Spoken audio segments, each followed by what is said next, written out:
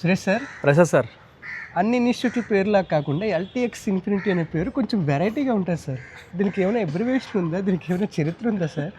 Okay, institute పెట్టినప్పటి నుంచి ప్రతి స్టూడెంట్ అడుగుతున్న క్వశ్చన్ అది.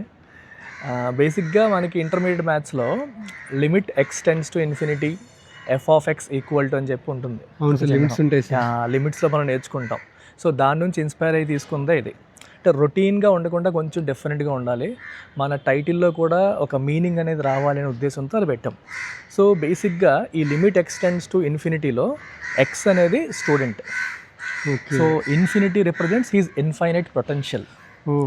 So x tends to infinity అంటే as he changes his infinite potential, తన ఇన్ఫైనైట్ పొటెన్షియల్ని రియలైజ్ చేయడానికి తను ప్రయత్నం చేస్తూ ఉంటే ఎఫ్ ఆఫ్ ఎక్స్ అంటే హీజ్ డెస్టినీ అది మారుతూ ఉంటుంది అని అర్థం.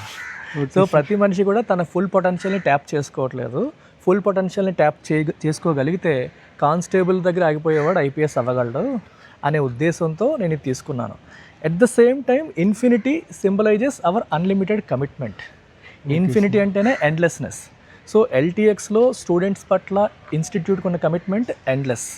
అందుకే మనం వ్యాలిడిటీ కూడా లైఫ్ టైం ఎండ్లెస్ ఉంటుంది, కేర్ లైఫ్ టైం ఉంటుంది. ఎన్నిసార్లు అన్నా క్లాసెస్ చూసుకోవచ్చు. వీడియో రికార్డింగ్స్ కానీ, డౌట్స్ కానీ, టెస్ట్లు కానీ దేనికి కూడా లిమిట్స్ అనేవి పెట్టాం. సో ఇన్స్టిట్యూట్ పేరు పెట్టినప్పటి నుంచే మన బ్లడ్లో, మన డిజైన్లో ఈ ఇన్ఫినిటీ అనేది దాగుంది.